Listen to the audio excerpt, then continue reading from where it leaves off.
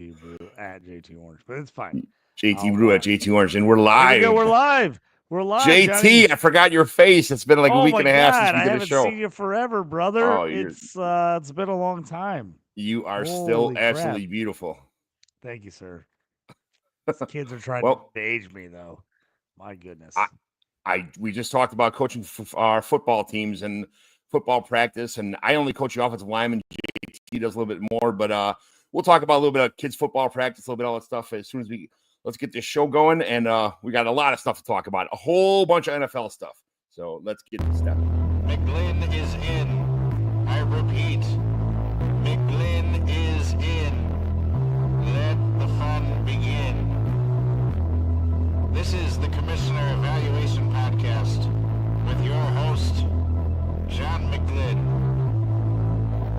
Was that Herms? He got them guests on the Rolodex, stopping by to talk about some Dynasty superflex. Everybody, yo, commish is in. It's time to sit down to listen to John McGlynn. Yo, who we trading, who we fading, who we getting off the squad. Knowledge never overrated, playing for number one.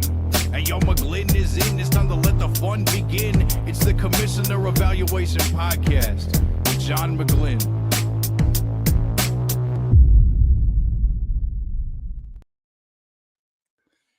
JT, you are coaching football. You are in the whole prime of yelling. You lost your voice. You got it back a little bit, kind I'm of. trying to get the voice back. It's been a long week of practice this week. So I'm a little hoarse. Sorry, people. I'm not a yeller, John. I'm not a yeller at all. I'm usually the nice coach. I'm the easygoing guy. I'm the one that calms the kids down when they start getting frustrated and crying. But I got a bunch of coaches that are real nice, and our kids just don't listen this year, and it's brutal. We're 5 weeks in, and a wide receiver asked me what an out route was yesterday, and I about lost my mind. Another kid asked me, "Can I get a, can I go get a drink as I'm calling a play in the huddle?" The kid's in the huddle. I'm like, we're just not going to run the play so you can run over and get a drink on the sideline, or do you want to play or not play? And it's always the kids who have no clue what they're doing that always want to get a drink and do stuff, and then they're like, "Coach, can I go in? I haven't played at all." Yeah, that's why. That's why you don't play. You don't have any idea what you're doing. You ask for a water break every 5 freaking seconds. Oh my gosh. It's like these kids today, and I know I'm sure every generation says this, so I know I'm the old fucking guy yelling to the sky right now with the clouds.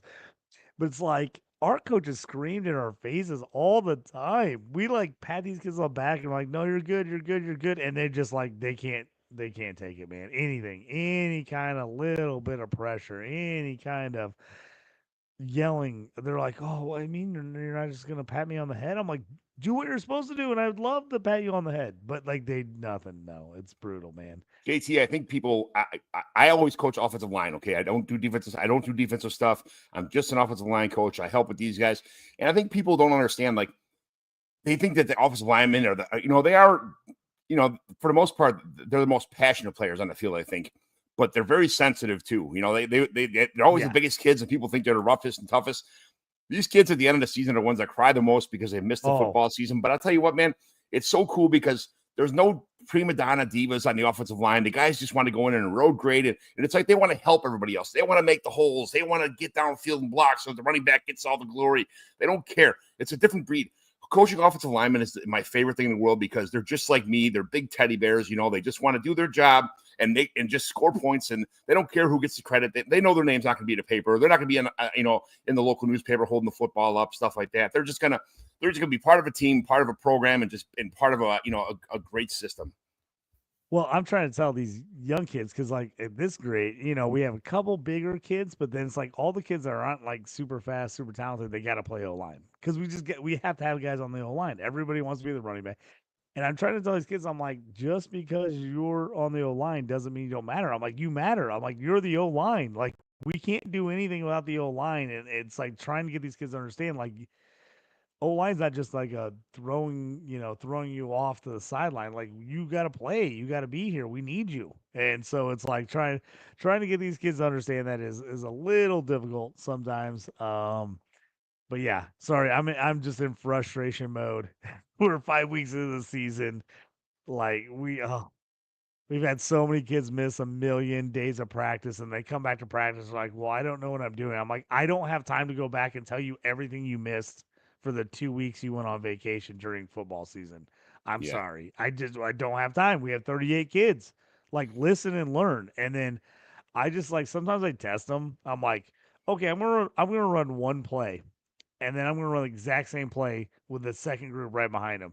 And 9 out of 11 kids look at me like, I don't know what I'm doing. And I'm like, it's the same freaking play the kids just ran in front of you, but you're not listening. You're over here grabbing your buddy's ass, and then you're not paying attention. Like I just ran the same freaking play. Just what do you run? You're a wide receiver. Watch the guy run exactly what he just did, and they don't do it. It's super frustrating. It's It's great. only sixth grade people. I know I'm getting fired up about it, but it's just like pay attention. Just play. I tell you what. I told my girlfriend this morning, I don't know how these teachers do it. I don't know Yeah. how these teachers do it with these kids. I mean, I got 38 kids for an hour and a half. That's it. And it's a nightmare. And I'm like, I don't know how they do it all day with these kids not paying attention, not listening, not doing anything you say. And I live in a nice town with a nice school district. So, like, I'm, I'm not bitching too much. Like, most of the kids are really nice and, like, everything's good. But, like, it's still, I'm like, wow. Just Yeah. wow. Like, Did you ever but hear I the Nick? also like half of me is like, hey, these kids all grew up during COVID. Half of them didn't go to school for 2 years, Right. at least where I live, because it was a nightmare. They wouldn't let anybody go to school forever.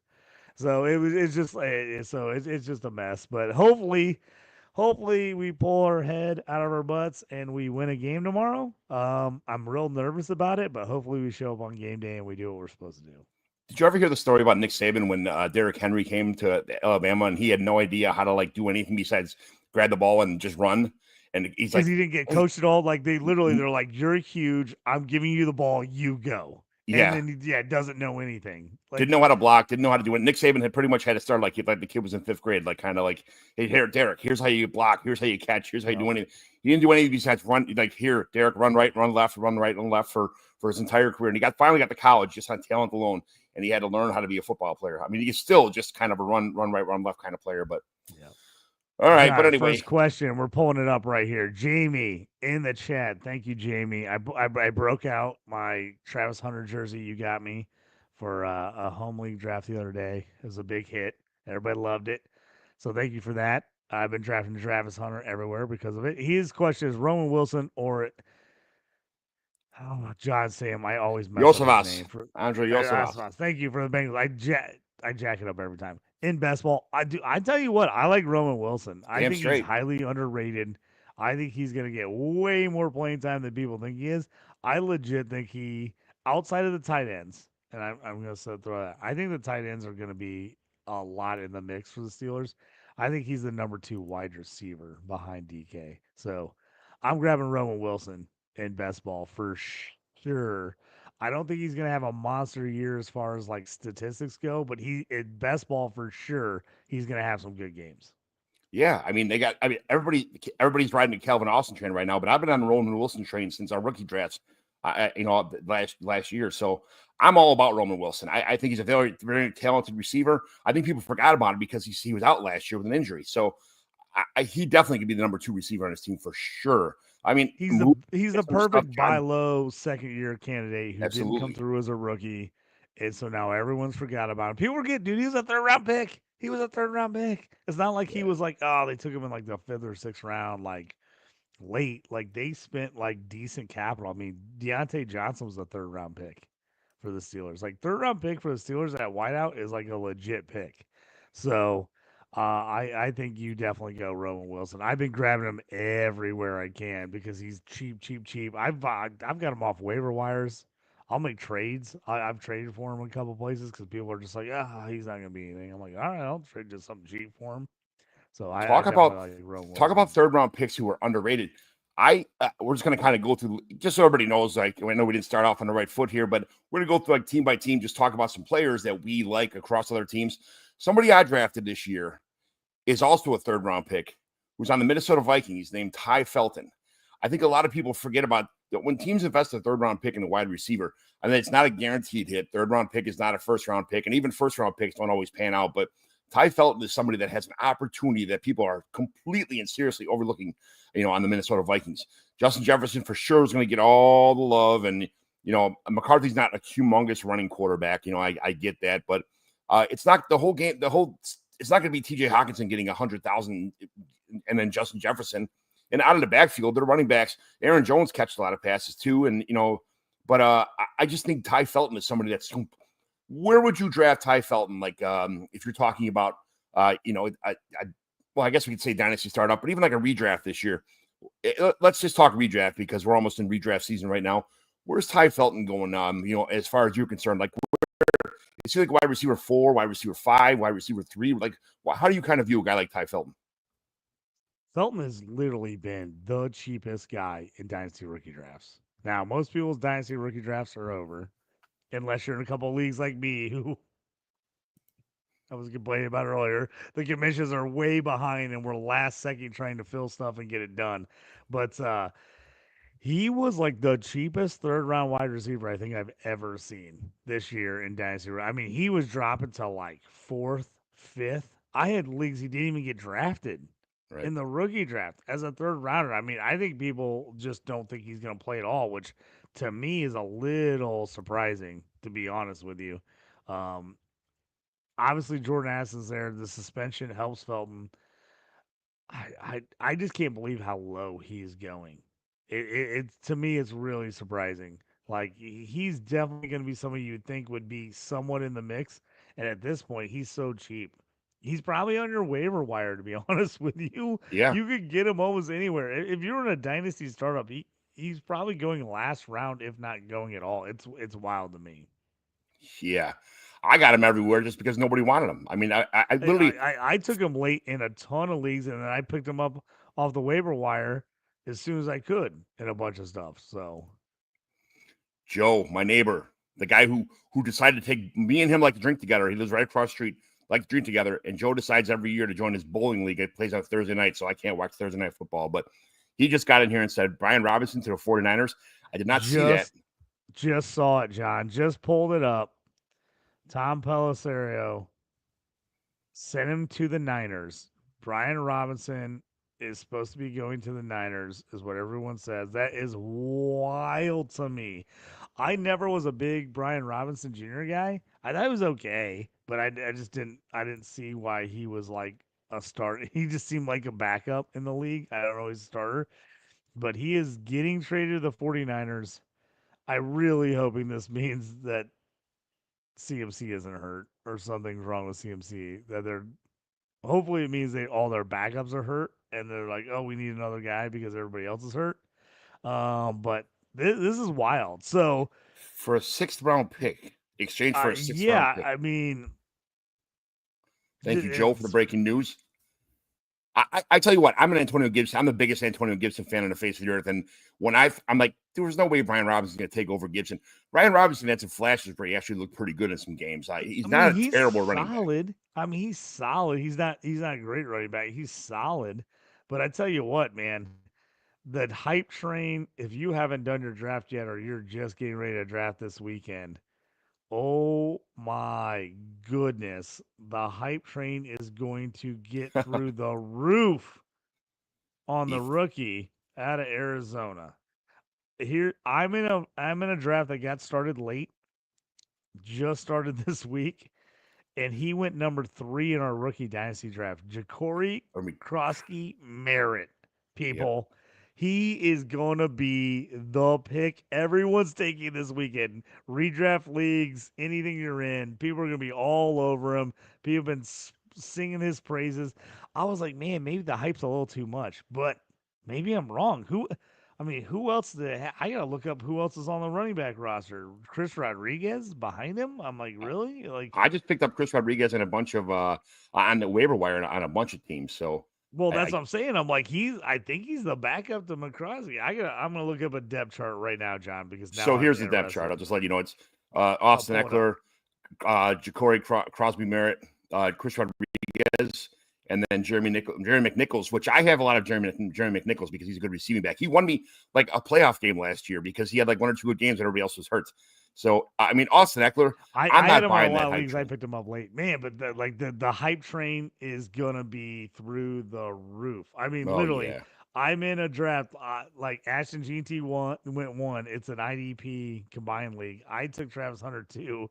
It Jacory Krosky Merritt went number 3 over Tyler Warren, over Amarian Hampton, over Travion Henderson.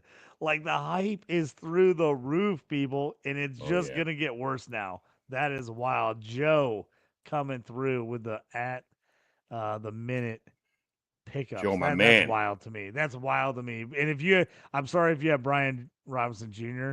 as one of you're expecting him to be your RB2 or 3, you're in trouble now.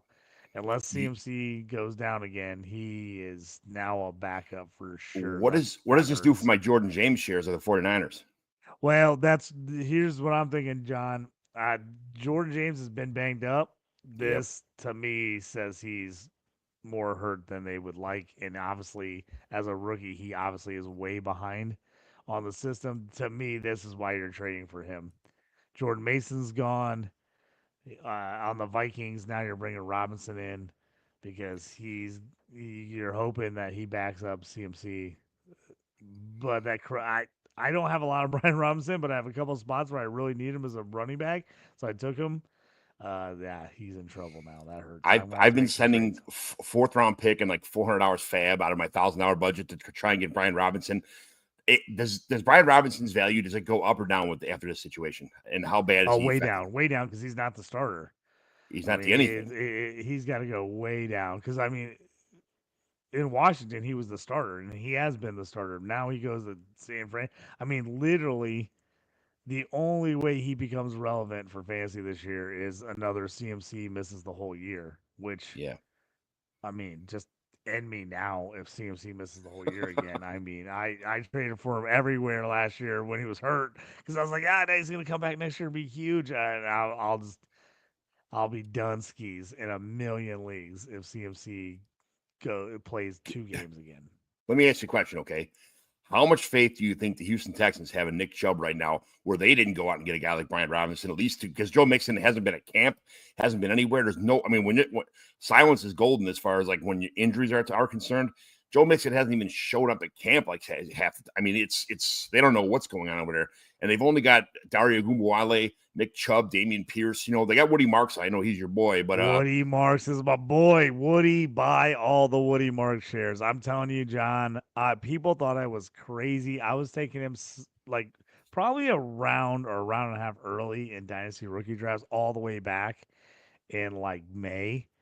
And people are like, man, you really like Woody Marks. People are in multiple leagues with me. They're like, dude, you really like Woody Marks. Like, you got him like every league we're in. I'm like, yes. And every league I didn't get him in, I'm still pissed about it. I think Woody, I said it, and I'll say it again. I've said it a million times. Best receiving profile of any running back coming in. And we know how the NFL likes to throw the football. Best receiving profile means he's gonna be on the field at least for third downs. And with all this stuff going on with Mixon, and I'm not sure. I had a buddy who works in the business, and he was like, "I think Chubb's done." Like he told me, like he knows some reporters, and they think he is like toast. So I don't know if that's 100% true or not. I haven't seen him. Obviously, in the preseason, they're not going to play a guy like Chubb much in the preseason. But I'm telling you what, I'm feeling better day by day on all my Woody Mark shares. I'm hearing the opposite. I'm hearing that Nick Chubb looks so good. He's he's the guy. He's the man. He's going to get more. They're going to give him more than he can expect this year. So I guess it all depends on which beat writer you're listening to. As far as that goes. We'll see what happens.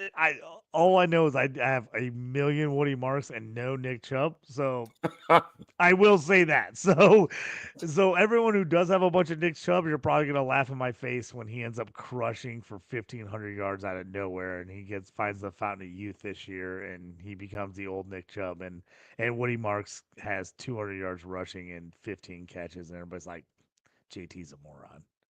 I've been trying to trade a fourth round pick to get Chubb, and again, I send force all the time on these fringe guys just because I'm trying to buy as cheap as I possibly can. And this guy's like, Nick Chubb's gonna be the starter. He's gonna get 300. He's gonna get 300 carries this year. He's gonna do this. I'm like, no, he's not. He's like, I need a second and a next year second for Nick Chubb. I'm like, dude, go pound sand, dude. That's not going to happen. Like, not even a chance. I'm trying to contemplate like sending a late third, and it still hurts my feelings for Nick Chubb because I know he's probably only in for a year. Yeah, even if he does have a really good year, but a lot of times these running backs who came off these injuries, they do get a workload for a couple games, and then they're just not used to carrying the load anymore. Or their injury kind of flares up again a little bit, and they just kind of pan off as the season goes on. They get kind of replaced, supplanted. So I'm not trusting Chubb in anything more than like a early fourth, possibly late round third. I tried selling Chubb for a third. Jamie says he tried selling Chubb for a third. Did you get him? Were you able to sell him for a third? Did you get a third back? Like, I'm guessing he said he tried, meaning he didn't get him. Did not. I think most people would probably take a third for him, be in that range. Depending on you know what? Here's the problem with me is like I know that I'm a sucker, but I love my draft picks. I feel like I know the percentages of like third rounders hitting are not great, but like I feel like a lot of my third rounders hit, and I love those guys. So like I hate giving up those picks. It's just me. I know that everyone probably says, "Oh, that's worth it." Just like I know a lot of people are like, "Dude, I'll trade damn near anything for a third. I'll give her a third rounder for anybody." And I'm like, God, I don't live in that world. That's just me, though. This is the third round pick. This is a third round this year. Okay, Royals: Shadur Sanders, Blue, Ferguson, Devin Neal, Sampson, James, Woody Marks, Pat Bryant, Giddens, Arroyo, and Jarquez Hunter. Like that's if you can get for a third round pick, I'd take probably any one of those guys. Well, I'd even take Pat Bryant. I don't even like him. I know he's your Illinois guy. You love Pat Bryant. I love Pat Bryant, man. I think Pat Bryant is so underrated. I was gonna say outside of Ty Felton going like being completely underdrafted, Pat Bryant's the other guy. Oh my God. We can tell a lot of people don't watch Illinois football, which I don't fault you for, but they've actually been decent this year. Ranked number 12 in the country, which means they're going to win 5 games because that's what Illinois does. Whenever they're actually ranked high and high expectations, they win 5 games. Dude, Pat Bryant, I like him a ton. I think he's going to actually be in the mix in Denver. Jeremy said, no, it didn't work. So I told the guy I'd sell him for a second in the season when he absolutely needs him. Yeah, of course, everybody says that when a trade doesn't go through. Yeah, when he bikes out, I'm not going to take anything except for a first from you, that kind of stuff. Everybody does that kind of stuff, Jamie. That's the way to do it. That's the John McGlynn way. The John McGlynn way is sending 15 guys for one and being like, dude, you can restock your whole roster with these garbage players for your stud. I'm like, John, I have to cut every one of those guys. I can't use them. You're like, no, take them all. I'm like, I don't have any room in the roster. It sounds like a you problem, buddy. So, what's the Texans? Another thing coming up. Hey, get ready for your roster cuts, people. I've been getting notices from all the commissions. Like roster cuts are right around the corner. So get ready to start cutting rosters down. In my leagues and all my home leagues, I found out this year by joining a bunch of leagues that I don't run, which is kind of weird. Besides a fishbowl, I was only kind of in like neighborhood leagues, some redraft leagues. All my leagues that I run, I'm a commissioner of. I like things done my way. I like having the rookie draft, and then 2 weeks after the rookie draft, I want the roster cuts, and then a week after that, when everybody's absorbed their new roster, then I open the waivers for everybody. At that point in time. So it just seems kind of fair. If the rookie drafts are early, the waivers start early. If the rookie drafts are late, then the waivers start late. It is what it is, But I think the guys who just wait a little bit longer have a bigger advantage when the waiver wire is 12 teams, 30-man rosters. It seems like when I tell people 12 teams, 30-man rosters with no kicker and no defense, they're like, what? My team's 10 teams by 15 rounds. 10 teams, 15 rounds those teams, they hurt my head because I go on the waiver wire. It's like, wow, Lamar Jackson's still on the waiver wire. This is great. Like it's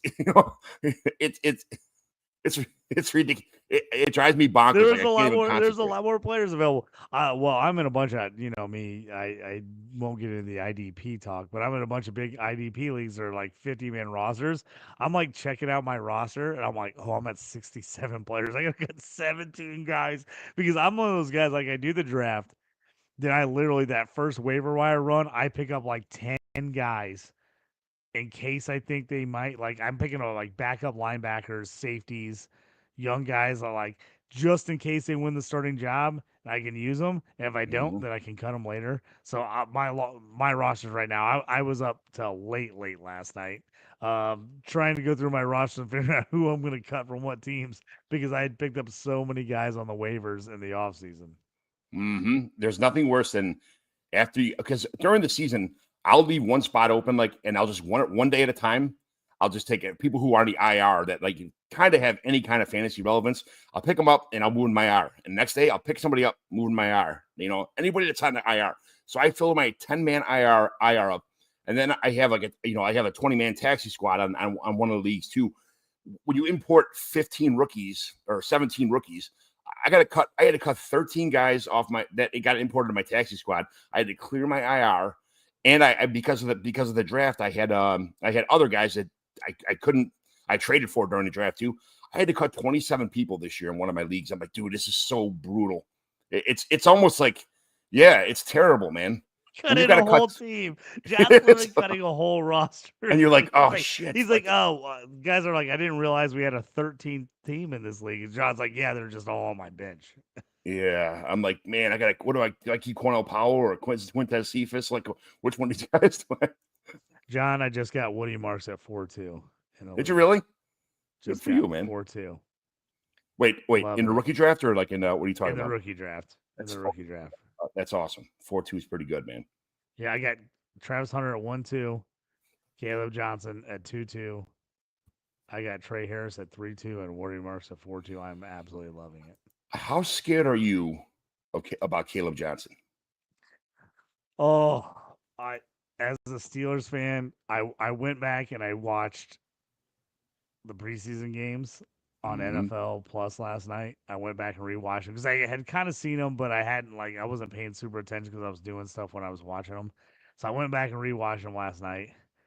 He looked a little better than I previously had thought, but man, a lot of arm tackles bring him down. Dude, how long have I been saying that for? A lot. I know you're the biggest. You're like, dude, he doesn't learn. He doesn't bring a lot of arm tackles. He's got some talent. I'm not going to say he doesn't. But he's better than Najee talk, I think is a slap in the face to Najee. To be honest with you, I really don't think he's as good as Najee. I mean, people were like, "Oh, he's a third rounder. Najee was a first rounder." Najee, I think, is better than him. Obviously, he's cheaper because he's a rookie, but I'm hoping he works it out. But I think there's going to be a lot of Jaylen Warren. So if you got Jaylen Warren this year, I think you're going to feel good about it because I think there's going to be a real split between him and Warren. There was times in camp where I heard that Kenny Gainwell was even playing above Caleb Johnson behind Jaylen Warren just because of the production, and I'm okay with that. I was texting my cousin this last night when I was watching the preseason game. They actually are super deep at running back. I know that like these are like secondary guys and no one loves them, but Kenny Gainwell I think he's super underrated. I like him on this team. Lou Nichols out of Central Michigan, second year. I mean, people forget like 3-4 years ago, he led the nation in rushing at Central Michigan. He's not small either. People think like, oh, he went to a small school, he must be a tiny running back. He's not. Dude's got some size. I actually like Lou Nichols. I really like Lou Nichols, and then old school Evan Hull from Northwestern that was on the Colts is on that team. He's getting no playing time because that team is loaded with running backs, and even Trey Sermon, who is also on the Colts, is now on there. And I don't love Trey Sermon, but he's serviceable. So I'm like, man, this is going to be a tough running back cut room for the Steelers because they actually have some solid guys back there. If Lou Nichols gets relegated to the practice squad, he will be picked up by somebody else. Like he's not going to be able to just sit on the Steelers practice squad and be like, yeah, okay, we got all those talented guys on the practice squad. Evan Hull was a guy you talked about a couple of years ago coming out of college. He was a good receiving back. He caught a ton of passes at Northwestern, so I thought he could work his way into like a third down role for some teams. He's had injury issues. Has been as big. He got hurt like second or third game his rookie year for the Colts and missed the whole year, and then never really could make it back last year and then got cut. So the Steelers picked him up, but he was the guy who caught a ton of passes for a terrible Northwestern team, but he was solid. Lou Nichols, I tell you what, man, that's kind of like him. I think this is maybe me loving the 5th round rookie picks, like for fantasy, like the guys you throw a dart at. But man, I do kind of like him. Yeah. Jamie's got another question here. Your boy Downs, 26 first, 27 fourth for selling Bruce Hall and Jack Bat show. 10 team. I'm doing that. Yeah. 10 teams, super flex people. I like Downs more than anybody. Now's the time to buy. Absolutely, now's the time to buy Colts receivers. Everybody's down. With all the crazy stuff, John. I don't even know if you want me to get into it or not. With everything going with the quarterbacks, Go ahead. I think Downs is a buy right now. 26 first. I love it. I'm not sold on Brees Hall. We know you love Braylon Allen. He was your guy. I like Braylon Allen as a backup. I actually went and picked him up in Dynasty Charity League today, where I have Brees Hall and a short bench, and I was like, you know what? I just dropped one of my receivers and picked up Brees Hall just in case. So I actually don't mind that at all. I'd make that move. Downs 26 first and a 27 fourth for Brees Hall and Besh. Besh, I like him as a player. I just don't know how fantasy relevant he's going to be. I think he's a better player than he is a fantasy guy. Right. I think he's going to do all the dirty work for the Raiders. I think he's going to be in there. He's going to make some plays, but I just don't think he's going to end up being a guy. I think he's a guy you're going to really like that he's on your team. In real life, I just don't think he's ever going to be super fantasy relevant. No. He's a head coach's dream player because he's that go-to guy. Jamie says advice for a friend, not my league. Look at Jamie throwing out questions for his friends. That's a good friend. That's a real friend right there. I love it. Talk about not friends. This guy who doesn't. Joe Castleman, love me some Downs. John's been trying to get him off me for over a year.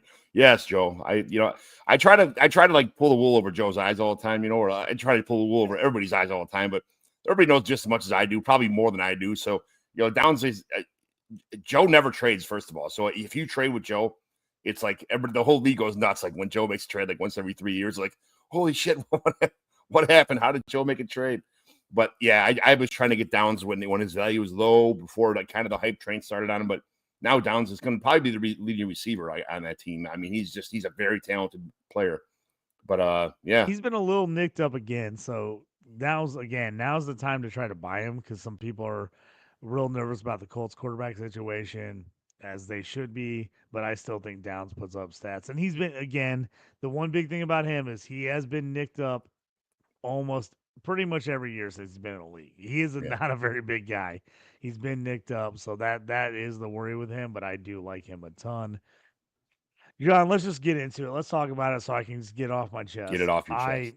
I am insanely upset about this Anthony Richardson situation. The AR, not going with AR, going with Daniel Jones. I guess we should have seen it coming when they signed Jones, like this was going to happen. But man, I tell you what, for how smart these NFL GMs and coaches think they are, they make a lot of dumb decisions for how smart they think they are. It's crazy to me. I was up late last night watching all the preseason games, going back. Anthony Richardson played pretty good in the preseason. He had a 50, 60-yard strike to Anthony Gould. He laid it over a defender who was literally blanketed on him.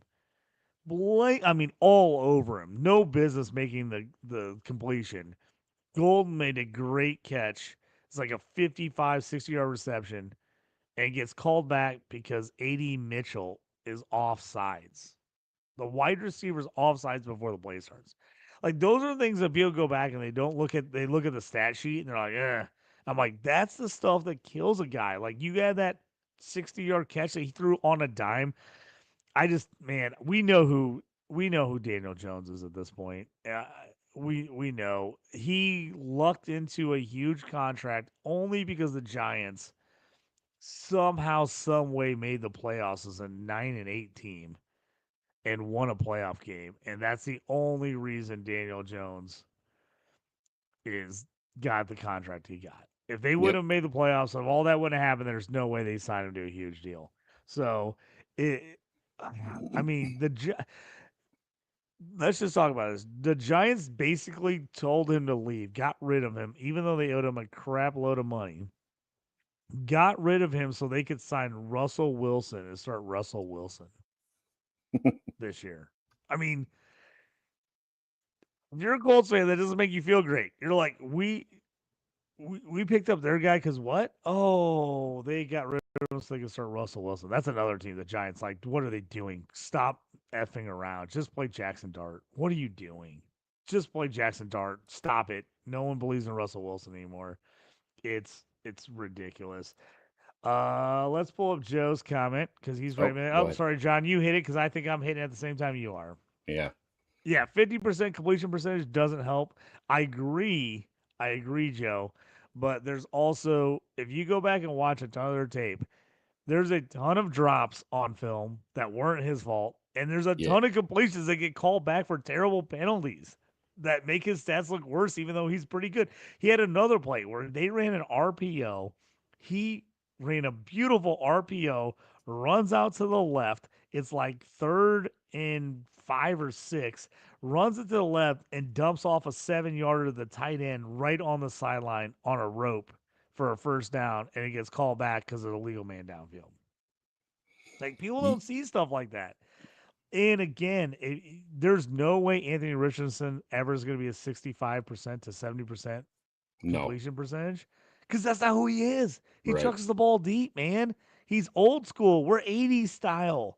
We're throwing deep balls. Like, you go back and look at the completion percentages for the quarterbacks in the 70s and 80s, you will crap yourself. And you realize that, like, all these Hall of Famers had like 52% completion percentages for their career. You'll lose it. Everybody just thinks of this West Coast, dump it off 3-yard passes, 5-yard passes. Everyone needs to complete 70% of the passes. They don't. Not if that's your guy. Not if your guy's throwing 60-yard bombs downfield. Yeah, like he doesn't need to complete 70% of his passes. Like, under 50% is bad. Yes, I agree with you. But he's been getting better. And again, all the stats, all the plays that get called back just kill me. They just kill me. You sound like all of us Bears fans making excuses for our quarterback. I do the same thing with every Bears quarterback. Joe goes nuts. Hey, that's what we have to do, Joe. That's our job, is to just make excuse after excuse of why our guys aren't great. Here's the other thing. I know Anthony Richardson's not great. I don't even think if Anthony Richards starts this year that the Colts make the playoffs. I'll be honest with you. I don't think they do. Because I think Anthony Richardson has a ton of potential. I do not think he's a good QB right now.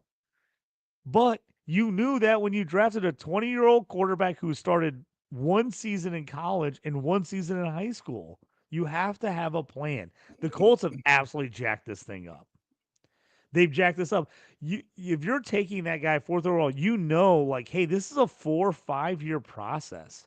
Yeah. And they turn around like, well, he got hurt and this happened and blah, and now we got to bail on him. What are you talking about? He's still younger than almost every quarterback that got drafted in the draft this year. 3 years into his career. I mean, what are we doing? I mean, it's just but this is classic Colts over the last decade that they just butcher everything. It's so bad. Let me ask you a serious question about the Colts, okay? And this may sound like John McGlynn homerism or stuff like that, but let's say Daniel Jones gets hurt or just does terrible. Do you think they put Richardson in, or just done with him, or would they actually give Riley Leonard a chance? Well, here's my thing. If you weren't going to play Richardson, play Riley Leonard. I agree. I actually like Riley Leonard. I thought he was a great draft pick because I'm like, hey, if you're going to run an offense for Richardson, the best guy to run the same offense would be Riley Leonard. They're all the same players. He's gritty. He's not as talented as Richardson as far as like just straight athletically. No. He's probably ahead of Richardson. I think he's older than Richardson, to be honest with you. I think he's older than him. I'd have to look it up, but they're damn near the same age, or he's a year old. He's a year older than him. I had Riley Leonard a bunch of teams. I just don't understand this Daniel Jones move. There's no I mean, I mean, I'll eat it, but there's no way they make the playoffs with Daniel Jones. I just don't understand it. And John, I'm just on my bitch fest this morning. Sorry, people. It's a Friday, and how does Daniel Jones get another shot before Drew Lock? I don't understand how Drew Lock is not getting a shot from somebody. I mean, they let Drew Lock play against the Colts last year after Daniel Jones got cut. Mm-hmm. They got rid of him, and Drew Lock still lost his backup. Though I will tell people, if you have been smart, I almost never bet on preseason football because it's just dumb. But I did on the Seahawks. A free preseason game because I'm like Drew Lock and Jalen Milroe as my backups. Yes, please. Plus they're running backs, and I love their running backs. All they're deep and they're wideouts. Yeah, crushed on the Seahawks preseason. Won a few bets because Drew Lock's the man. Okay, so we're talking about backup quarterbacks now a little bit. Let's just go Sam Howell. All right. Would Sam Howell be an upgrade over JJ McCarthy if he halfway through the season? I am not a McCarthy fan. I've watched the kid since high school. You're not JJ. I actually think JJ is going to be good, man. I think he's underrated. I think he's underrated, and I also think he's in a really good system, man. The Vikings know how to. They're the complete opposite of the Colts. They can make their QBs look good. They can set them up and do the right thing. Man, I actually think JJ is going to be solid. I really do. I told you when I saw him at the combine last year, he sold me, man. He looked so good in person, and maybe it's just me, because I saw him in person. But the zip on the ball, the placement. Here's the thing: is Bo Nix had a monster year, and JJ McCarthy looked 10 times better than Bo Nix at the combine. I mean, legitimately. JJ McCarthy looked way better than Bo Nix. Do you think JJ McCarthy is going to be nothing but a game manager? Younger? I think JJ McCarthy's 3 years younger than Bo Nix. Yeah. So, do you think I've seen JJ McCarthy get laughed off the field when Mount Carmel beat him in a state championship in high school, and they did win a state championship, but he was hurt and he threw 7 passes in the game, and because the team that he was on was so good. Then he goes to an awesome. He finishes at Mater Dei or I forgot what school it was, one of the pristine academy schools, and then he goes to college to Michigan, and he he doesn't throw the ball hardly. It's a run.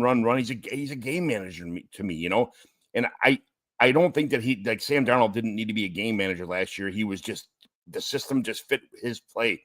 Some quarterbacks are good and they just don't fit some coach's system. It's going to be hard not to fit a system with Justin Jefferson in there. And the team that's built around them. But I mean, what if they rely on JJ McCarthy to be the team? Can he be the team? It's nice that he got a whole year to sit and watch film. That's been the big question. He's never had to be the guy. He's never had to be do everything, and so that's the question. I think he can be successful. Now, does that mean fantasy success? Do we get early Tom Brady with him? Where they win a lot of games, but he fantasy wise, he's like a middle of the road fantasy quarterback. There's a chance. There's a chance because they have a fantastic defense. Lean on him. The only thing is man, even Josh Dobbs looked good for the Vikings. I mean, I'm just saying they've made QBs look really solid. So I'm buying JJ personally. I think they can make it work. I just like O'Connell. I think O'Connell's a stud as a coach. So, and then obviously if you learn anything, JJ McCarthy probably not listening to me. For sure he's not listening to me. But if you learn anything, go the Kirk Cousins way and just force the ball to JJ. Just throw it to him. That was the one thing that Kirk Cousins did really well. Was he just whenever it was in need, desperation, had to make something happen, he just forced the ball to JJ. He was like, nope, triple coverage, double coverage, I don't care. Throw it to him anyway. Just throw it to him. The 2 best things that JJ McCarthy has on the Vikings is Justin Jefferson and Brian Flores as a defensive coordinator. People aren't going to score a ton of points against them. So he's going to be somebody that doesn't need to do much. Just win the game. You don't have to be a superstar. You don't have to throw 1,000 touchdowns. The defense is going to score a touchdown a week probably. I mean, they're that good. They blitz the shit out of everybody. Brian Flores is such as a head coach, as a person, that's a whole different story. But as a defensive coordinator, man, he knows what he's doing, and he brings the noise. So they're not going to have to score a ton of points to win games. So I totally agree. Like I said, I like JJ as a player. I think he's going to be good. Obviously, jury's still out on whether he's going to be a primetime fantasy producer or not. I want to talk about, well, I know, I always want to talk about Josh Allen. Okay. That's my number one talk, but what is going to happen to the receiving core of the Buffalo Bills? There's no fantasy viable option on this team for real. Like, I don't trust Keon Coleman. Khalil Shakir, I think, is kind of overrated. Am I wrong? I traded for Dalton Kincaid in about probably 7 leagues this year in the offseason.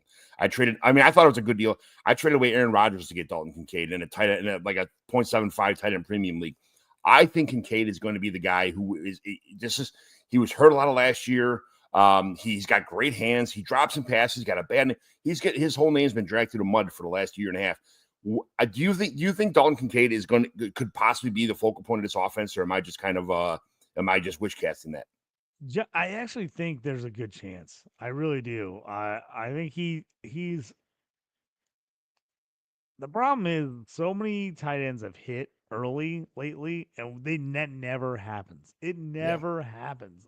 I always talk about it's like you got to get those tight ends, you got to draft them, you got to put them in a taxi squad for 3 years, and then year 3 they bust out. But so many guys have hit lately, with the Laportas and the Bowers, and people are just like, oh, they expect these guys to just crush it right off. People forget that Dalton Kincaid did not play football for a long time. Right. He was kind of a late bloomer, came in. He had that monster year at Utah. He wasn't even the starter at the beginning of the year at Utah. The starter got hurt, and he got thrust in and had a monster year. Yeah. So he's a guy still learning.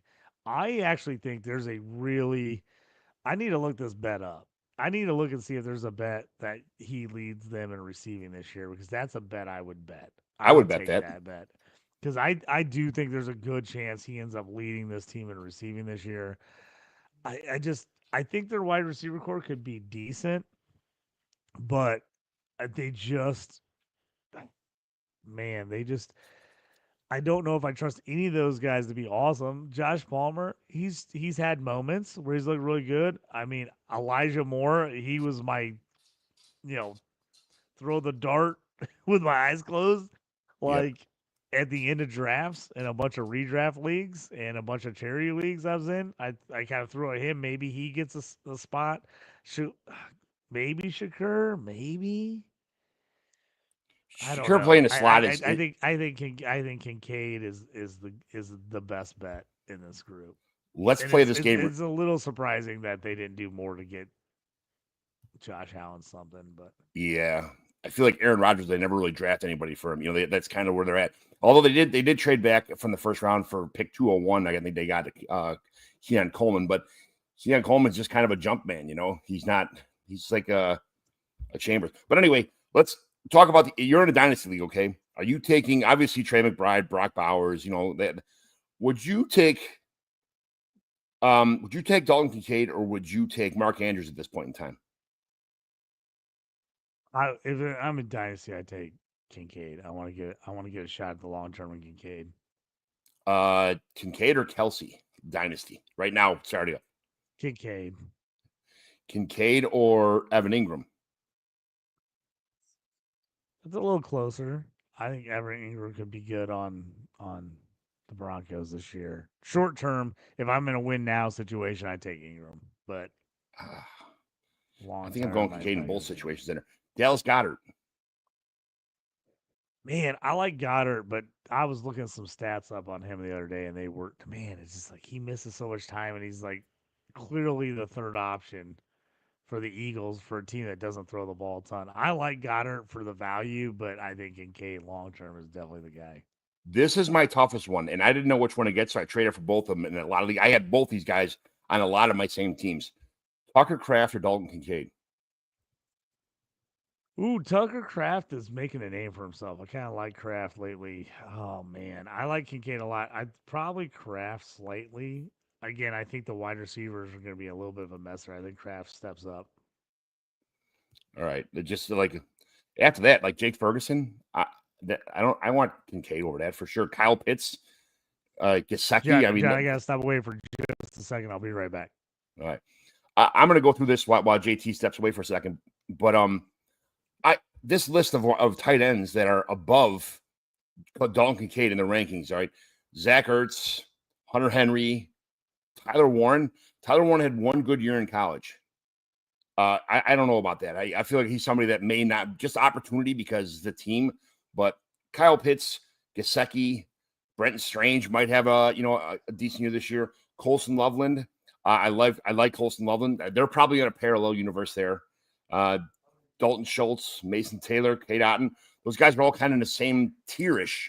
What tight ends that as most people know are from tight end like 7 to tight end 7 to probably 19, 20 are all kind of in the same area. So I just have big aspirations this year, big time aspirations this year for Dalton Kincaid. I try to get him everywhere.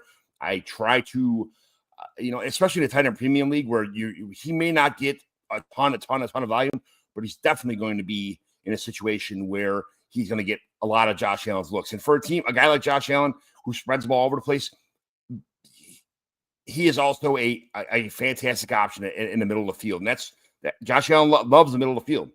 He just, he loves throwing downfield, but he loves throwing, to the tight ends. He loves throwing the slot receiver. He does like Khalil Shakir had a lot of catches last year, but I don't think he's the man. I think they need someone with good hands. And Kincaid dropped a couple passes and made himself look bad in some premium moments where everybody kind of got a bad taste in their mouth about him. But I do like Kincaid. I think Kincaid is the person I want as my sleeper tight end this year. So, I like it, John. I think it's worth a shot, man. Absolutely, it's worth a shot. Is there any other? Okay, let's talk about one last thing. Okay, running back sleepers this year. We already talked about Woody Marks. We got some. What other guys are we talking about later on in this draft? Let's say RB3s or later. Like who do you have? Ramondre Stevenson is a guy I traded away Ramondre Stevenson in a 3rd round pick to get at Emeka Egbuka this year in a rookie draft. I thought that was a pretty good. That's a phenomenal move. I love Egbuka. I think he's flying up draft boards. I think he's really good. A couple guys that I got my eye on. I think DJ Giddens is won the backup role for the Colts. So him behind JT, I think, is a really nice handcuff. I'm trying to think who else is what about Ollie Gordon? To me. I think Ollie Gordon. I don't know if I trust Jalen Wright. I think Ollie Gordon's a nice pick. I feel like people are starting to jump on board with him. I actually thought he was a nice move because he was opposite of what they had there, and we've seen HN get banged up. I think Gordon has a chance. If I know a lot of people play standard scoring anymore, but if you play standard like no PPR, I like Gordon a lot, man. I think there's a chance. There's a real chance. I think that in Miami, it could be Ollie Gordon and A-Chain are the new Gibbs Monty combo. I do. I think Ollie Gordon, and I've said it. I said it in a million of my articles. Ollie Gordon goes way earlier if he can come out the year before. He was an absolute freaking monster. Won the Doak Walker Award. Was an absolute beast as a true sophomore at Oklahoma State, but couldn't come out because he's got to be 3 years out of high school. Had to go back to school for one more year, and Oklahoma State just sucked. They were terrible. There's nothing he could do about it. The offense was horrible. Everybody knew he was getting the ball. He just got beat down. I mean, everybody stacked the box against him. I really think he would have been one of the top 3 or 4 backs off the board if you came out the year before, and instead he goes in the 6th round. So I like him. I think he's a nice guy. If he's on your waiver wire, I think Ollie Gordon's a guy to go pick up for sure. I tell you what, he's not going to see any playing time this year, but if you're in a deep league where you can stash guys, man, going back to the Seahawks, I'm not even a Seahawks guy, but I watched a ton of preseason. Damian Martinez. I know everybody's on Charbonnet because he looked really good with Kenny Walker out, but man, I like Damian Martinez. He's a great stash for the Seahawks. I loved him at Oregon State. He was really good last year at Miami. He split time, so he didn't have huge stats in Miami, but he was really good. He's a guy I'm absolutely stashing. Tank Bigsby, I think there's a real concern about Travis Etienne with the Jags. I think Tank really, and I'm not even a huge Tank guy. I really am not. I think he cuts in there. So if you're in a league where you can get Tank cheap, go trade for him, get him. I have him in a league that I've had him for a couple years in a salary cap league. I took him as a rookie. He's There's a good chance he might start for me as my RB2 this year in that league. So he's a guy I'm definitely considering as well. I think Jordan Mason is a nice get. I think he's really going to work in with Aaron Jones. I think they know what they have with Aaron Jones, and they know they just can't use him nonstop because he always gets injured if they use him a ton. But he's always super productive when he plays. So I think Jordan Mason actually sees some decent time with the Vikings. So I've seen a couple of Jordan Mason trades lately. What about Dylan Sampson? I have been taking Samson in a ton of rookie drafts in like the third round, like mid to late fourth third round. round. I've been getting him. Even fourth round, you can get him. I've said, Judkins doesn't have the best receiving profile, so even if he started and now, obviously with all the stuff that happened with him, he's been a buy lately because he's been falling way down in drafts. I got him in my home league redraft keeper league super late last week. I took him. I'm like, man, if he ends up hitting, he could be a great keeper for me. But I like Samson. I think Samson's got a decent receiving profile. I think he can work in the mix. And here's the thing: is I just think that Browns team is not very good. I think they're going to have to like run the ball constantly. So Yeah. I think there's a good chance he gets a decent amount of carries. And if Judkins just like comes into camp and is like not ready to go at all because he's been out, I think there's a good chance Samson sees some time. So I like Samson a lot. Now, last one, Kyle Monangai. Are we just Chicago Bears homers, or is Kyle Monangai going to have a role? I like him, man. He's a grinder. He was really good at Rutgers when Rutgers was not great. He was a guy, if you play C2C, you wanted him on your roster because he guy pounded out 1,000-yard seasons left and right. Really solid. The one thing about him that you gotta love as a Bears fan and that gives him a good shot to get on the field is he will do all the dirty work. He will block. He's probably one of the best blockers in this draft as far as running backs are concerned, and coaches love that. They absolutely love that. I think he ends up winning this backup running back role, and I think as the year progresses, he gets more and more touches from DeAndre Swift. Just Swift's the more explosive back, and we know who he is. But I think there's a chance they start leaning him a little bit more as the year goes on because I think he does all the dirty work. I think he'll do anything they ask, and he's a tough kid, tough runner. I don't know if he will have a huge fantasy upside as far as like stats he can pile up, but I definitely think he's going to see some playing time. And if Swift goes down, I just think he's better than Roshan. And I know you love Roshan, but I think he's better than Roshan. So I definitely think he's a handcuff I want. Yeah. All right. Well, we got more to talk about. The couple more preseason games this week, and then we got a long holiday weekend, and then the football season starts. Man, we're in week 0 for college football. We get some football is back, baby. So. All right, Pump Man. It's here already. I'm like, I already have my first bet of the year in. Everybody jump on Hawaii versus Stanford week 0. A little free betting advice for you. I like Hawaii in that game. I think Stanford is not good, and I like Hawaii. So I'm jumping on Hawaii. What time is that game on? Like 2 a.m? Oh, it's my favorite. That's why, dude. Me and my friends, we have this joke. That's like, if everything goes wrong on a Saturday, just bet Hawaii at midnight, and you're golden. And that's what we do. We all just like, are we getting on Hawaii tonight? Like, and it's like that's what we do. We all just bet Hawaii late night all the time. But yeah, it's a late night game. But I like Hawaii in that one. 6:30 Central Time, JT. Oh, wow! Dang. I don't like that. I like when they play at like 8:39 because then I'm ready. Like the day's over. I got off work. I'm home. I can play a game. Man, at 6:30, I'm gonna be on the food truck this weekend at our music festival. Shoot. I'm gonna have to break out the iPad and bring it on the truck and turn that sucker on so I can watch some of the game. There are some good games this weekend, man. There are some college football is back, baby. This is Hey, we absolutely got another outstanding. question here, John, real quick from Jamie, pulling it up here. He says, "Is it crazy to draft London over St. Brown, or am Absolutely I not. overthinking it?"